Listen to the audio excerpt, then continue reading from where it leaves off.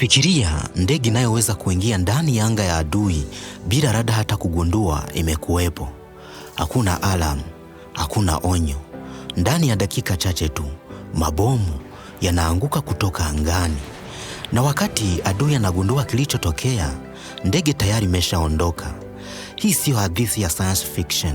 Hii ni B2 Spirit, bomba siri ya Marekani ambayo imebadilisha kabisa namna vita vya kisasa vinavyopiganwa. Lakini swali ni moja, inawezaje kujificha kutoka kwa rada za kisasa kabisa duniani?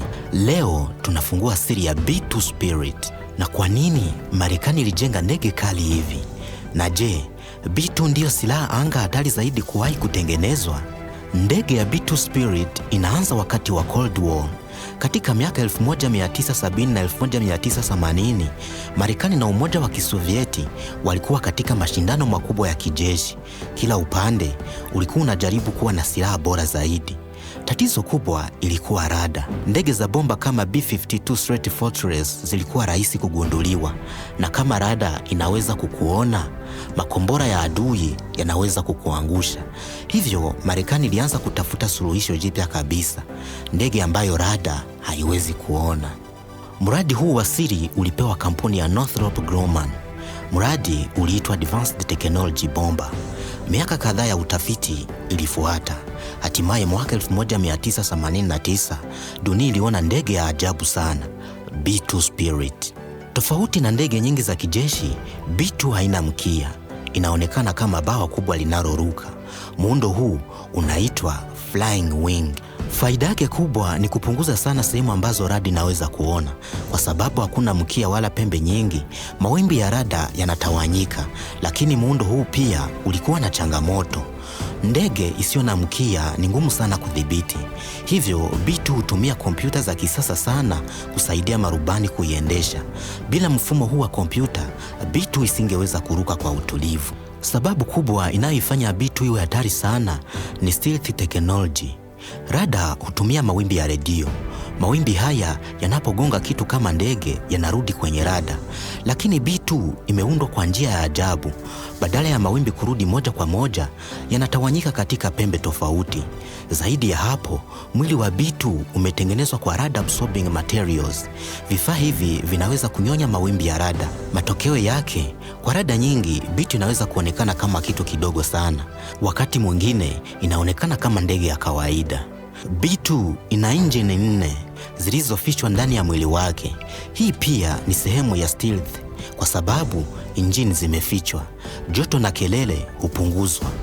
B2 inaweza kusafiri kwa zaidi ya kilomita 11,000 bila kusimama.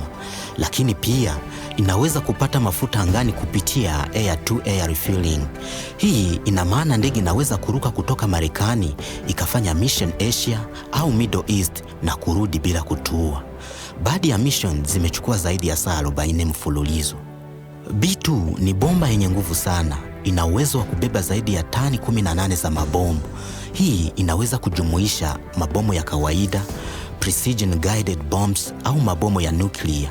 Moja ya silaha zake maarufu ni B61 nuclear bomb. B2 pia inaweza kutumia mabomu ya kisasa kama GADM. Mabomu haya yanaongozwa na GPS na yanaweza kupiga target kwa usahihi mkubwa sana.